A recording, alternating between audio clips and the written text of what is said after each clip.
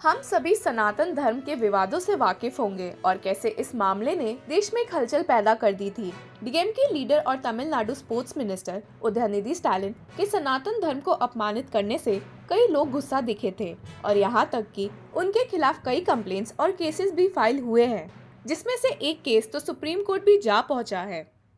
Supreme court के साथ साथ मद्रास हाईकोर्ट में भी उदयनिधि स्टालिन और डीएमके के दो नेता मिनिस्टर सेकार बाबू और एमपी ए राजा के खिलाफ प्ली फाइल की गई है, जिसमें बुधवार को हाईकोर्ट ने स्टालिन से मेन ये सवाल किया कि उन्होंने किस बेसिस पर सनातन धर्म के खिलाफ इतनी अपमानजनक बातें कही है। इसी के साथ ऐसा ही एक मामला अभी कुछ दिन पहले भी मद्रास हाईकोर्ट पहुंचा था, जिसमें कोर्ट ने तमिलनाडु की पुलिस को खूब फटकार लगाई है।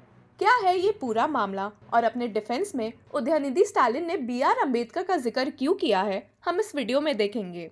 हालांकि इसमें घुसने से पहले आपको ये बताना जरूरी होगा कि ये पूरा मसला शुरू कहाँ से हुआ।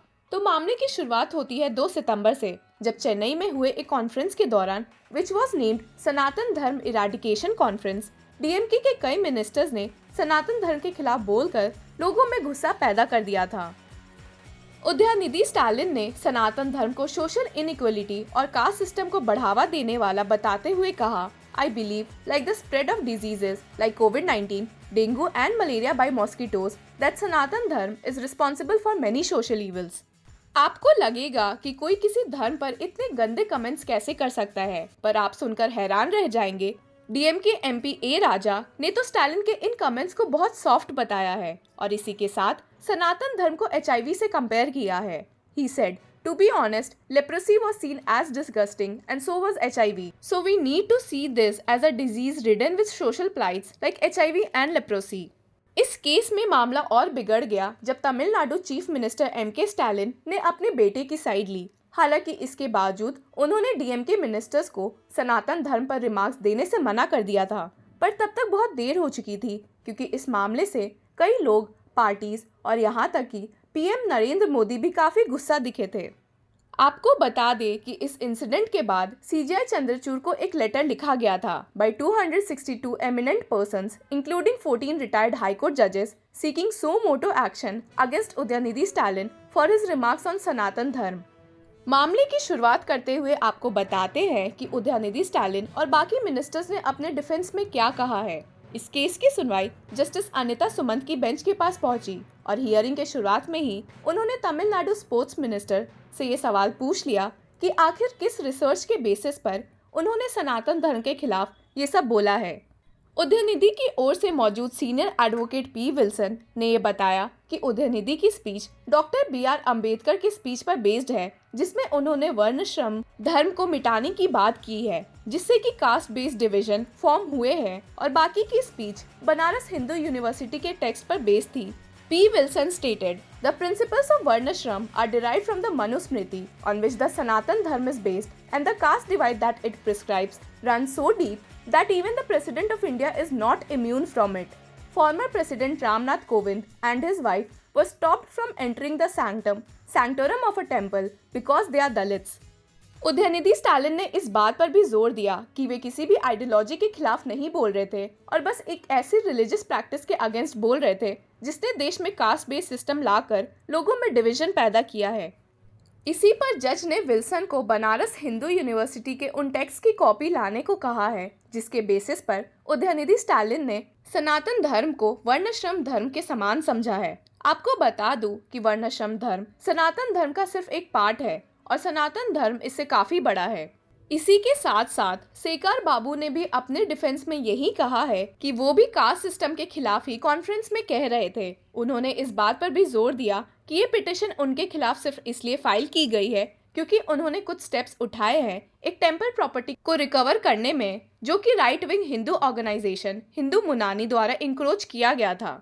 Seeking explanation from Stalin, Sekar Babu and A. Raja under what authority were they continuing to hold public offices despite having participated in a conference calling for the annihilation of Sanatan Dharma? हमने आपको video के starting में भी बताया है कि Madras high court ने एक ऐसे सेम मामले में तमिलनाडु पुलिस को सनातन धर्म के विवाद में फटकार लगाई है। हुआ यूं था कि एक पिटिशनर मगेश कार्तिकेयन का मामला जस्टिस जी जयाचंद्रन के सिंगल जज बेंच के सामने पहुंचा, जिसमें वे एक indoor meeting for eradicating Dravidian and coordinating Tamizhan की परमिशन मांग रहे थे। कोर्ट इस बात से हैरान थी कि कैसे कोई उनसे ये उम्मीद कर सकता है कि वे ऐसे मीटिंग के लिए परमिशन देंगे जो लोगों में झगड़ा बढ़ा सकती है।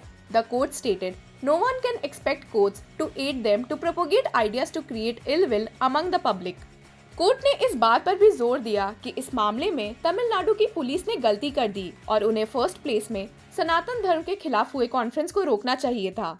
मामले में तमिलनाडु की पुलिस को फटकार लगाते हुए जस्टिस जयाचंद्रन ने कहा, "No action has been taken by the police against the conference, which is a dereliction of duty on the part of the police, since police failed to act against those who had uttered inflammatory speech to eradicate सनातन धर्म।"